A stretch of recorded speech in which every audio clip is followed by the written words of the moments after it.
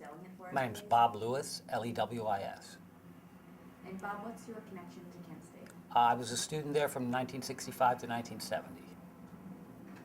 And what are your memories around the events surrounding May 4th? Well, I think you have to back up to the Thursday night before, when President Nixon came on the television and announced that he had launched an incursion. He said it's not an invasion, although he had a map of Cambodia with arrows going into it, and termed it an incursion. And then the next day at school, people were pretty upset about it. Then on Friday night, I went down to Water Street, but I actually left early before much of anything happened. And then the next morning, I drove into town to get some coffee and saw that there'd been all sorts of crazy stuff going on the night before. Then I talked to my friends, and they explained how the police had swept the streets and basically emptied the bars and created kind of a semi-riot situation. So that would have made it Saturday. Saturday was kind of a quiet day, actually, and Saturday night, there was a film professor at Kent named Dick Myers who had put together the Kent Film Festival. So I went to the Kent Film Festival. The first showing got out about 9:30, so when we came out of the auditorium, we could see the light from the burning ROTC building. It was pretty much gone by that time. And the fact that things were getting more serious on campus. Then on Sunday, the National Guard had showed up, so when you woke up on Sunday morning, there were armored personnel carriers and jeeps and troops stationed around the perimeter of the university. And my apartment was in a place called Haircut City. There was a barber shop on the first floor, and then apartments upstairs. It was right across Lincoln Street from the administration buildings. And Saturday actually seemed to be pretty calm. No, I'm sorry, Sunday. Sunday seemed to be pretty calm. And then Sunday night, a lot of students went down to the front campus. And we were down there, and the National Guard had started shooting tear gas and had apparently bayoneted a couple students. So we went back up Lincoln Street to our apartment, and the guards swept up the street. One of my roommates, who's a guy named Bob Webb, had been at his parents' in Alliance, Ohio over the weekend. He had just come back, and he went out on our back porch where he had a 7-foot telescope, because he was an amateur astronomer, and he went out on the back porch to look through the telescope, and the guard arrested him, ordered him down at gunpoint, and then they actually came up the stairs and tried to come into our apartment, but we barricaded the door. I think probably one of the officers said, "We don't have a mandate to invade private property," so I think they probably called the guys back. But then on Monday started out as just a normal school day. I went up to the commuters' cafeteria, which was in the old student union, and commuters' cafeteria had French doors at the back that opened up out onto the commons. So after we had breakfast and a cup of coffee and sat around and talked, we just kind of wandered out through the French doors and could see that there were a number of students assembling at the Liberty Bell. And then a couple of students spoke. Ralph Bevilacqua spoke, and I believe Ken Hammond spoke briefly, and then a National Guard Jeep came out and read the Riot Act, in spite of the fact that they hadn't canceled classes, which seemed, I think, kind of odd at that point. Then, after the students refused to disperse, the guards started shooting tear gas. because of the fact that it was in the open commons and there was a pretty good wind, the tear gas really didn't have much effect. They were unable to disperse the crowd just by shooting tear gas. Plus, the students had learned how to pick it up and throw it back. So at that point, a small troop of the Guard advanced toward the students and started moving them up the hill. So the students retreated back up the hill, and the Guard came over the top of the hill on the side of Taylor Hall that the pagoda's on. At that point, where I was, I kind of went this way, and the Guard went over the top of the hill and pushed another group of students back toward the practice football field. When they got down to the bottom of the practice football field, they were running out of tear gas. They knelt down and they pointed their guns at the students, but I think then they decided that they wanted to retreat, to regroup. I think they were probably going back to get more tear gas. But so what happened is then the Guards started back up the hill, and by that time I was up here. So when they came over the top of the hill, I had backed down, and then the Guard wheeled around and shot down the other side of the hill into the people in the parking lot. So after that, I went up the hill to see what had happened, saw a couple of the students lying on the ground and bleeding. At that point, I decided I really didn't want to see any more of that. So I came back around to the Commons and found an observation point that was close to the south end of the line of the National Guard. In about another 5 minutes, between, I'd say, 1,000 or 1,500 students had, after the shooting, assembled on the Commons maybe 50 feet away from the Guard and sat down and refused to move. And at that point, I could see that General Canterbury having a discussion with the officers, and they were forming the Guard up and basically telling them to aim at the students. At that point, Glenn Frank was a geology professor. He was kind of a burly, flat-topped ex-Marine sergeant who had served in the Korean War. And he was about the most popular professor on campus. And he physically placed himself between the students and the Guard and came up to General Canterbury. And I was close enough that even with the wind, I could hear snatches of the conversation. And he basically told the general, "You can't do this. This will be a massacre." And Canterbury told him, "You got 5 minutes." So Frank went back and talked to the students with tears streaming down his face, saying that he understood their anger and their frustration, but that it was not worth their lives. And he begged them to leave and go back to their dorms. And they did. They listened to him and left. And I'm convinced that had Frank not intervened when he did, there would have been 100 or 200 people killed, because they were fully prepared to fire a volley into 1,000 students sitting on the ground 50 feet away from him. And I'm also, in my mind, I'm convinced that the shootings at the top of the hill were not accidental or coincidental, that there was an order to fire, that it was orchestrated. And I'd go a little farther. I think that the clearance to fire, if necessary, came from higher up than any of the National Guard that were there at the time, including the general. I think it had come from at least Rhodes and maybe from Nixon.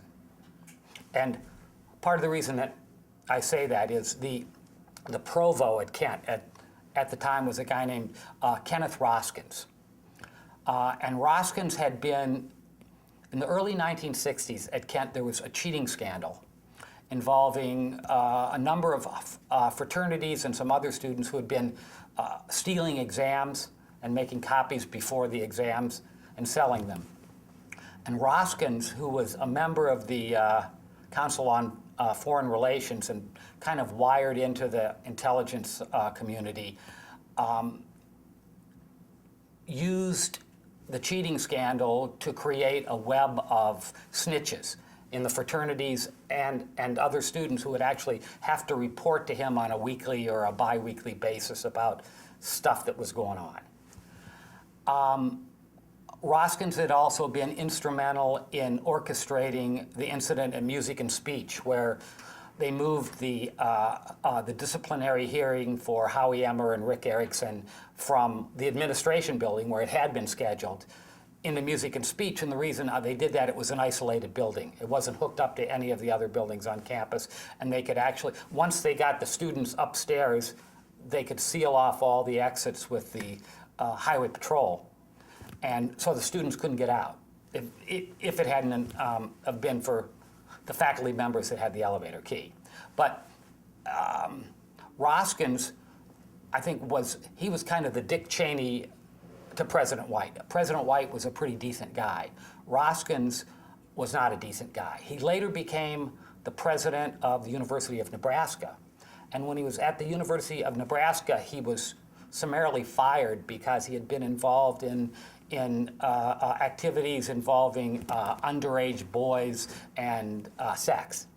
And in fact, if you Google Kenneth Roskins, CIA, U.S. Information Agency, after he was fired from Nebraska, a job was made for him in the U.S. Information, which is, a CIA, FBI propaganda entity. So I believe that it was not merely a bunch of overtired kids in the National Guard who lost control. There was a command and control structure in place at the time that it happened.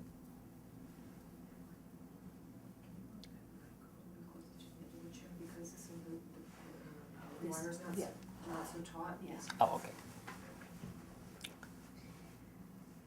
What do you think needs to be done now to heal the wounds?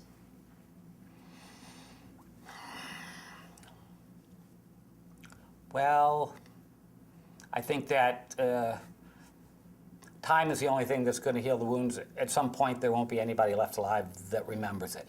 I think that the majority of people have come to terms with it. And I think that actually the only way that something like this ever really gets healed is you have to have justice along with your peace, as I'm sure you well know.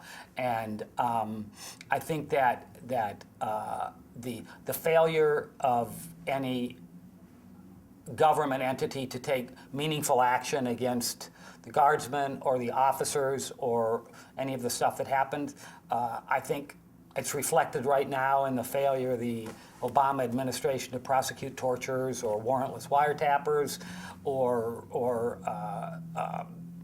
members of Cheney's hit squad that are active in Afghanistan. And I mean, the fact that the President of the United States has said that he's authorized the killing of American citizens without any due process based on his directive alone is how far away from peace and justice we've come.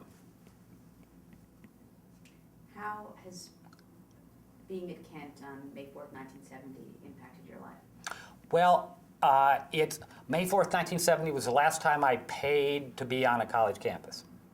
And I think that had May 4th not happened, I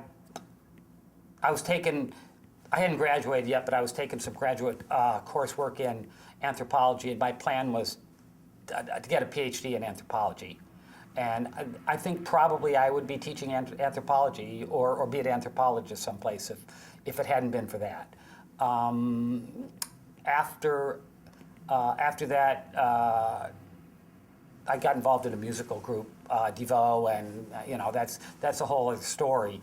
And then being involved with DeVoe led me into the legal process, and I wound up having a business that that did litigation support for trial lawyers, and I've written briefs and done legal research, and so I was kind of diverted into a different life that's worked out very well. It's just that if it hadn't been for Kent, I wouldn't be in the same place. And now, actually, I work for a not-for-profit in Independence, Missouri, and they've put me on the board of directors of their Peace and Justice affiliate. So basically, I'm getting paid to foment for peace and justice, and I also do their immigration law work. So I get to mess with the government a little bit in that area. So in that sense, I think probably what happened worked out pretty well for me, personally. And what's it like for you to come back for the 40th?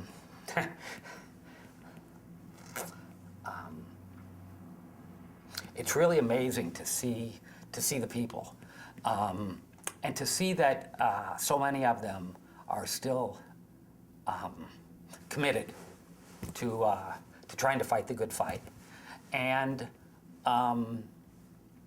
it makes me feel real lucky to have been here, because I wound up at Kent by kind of a fluke.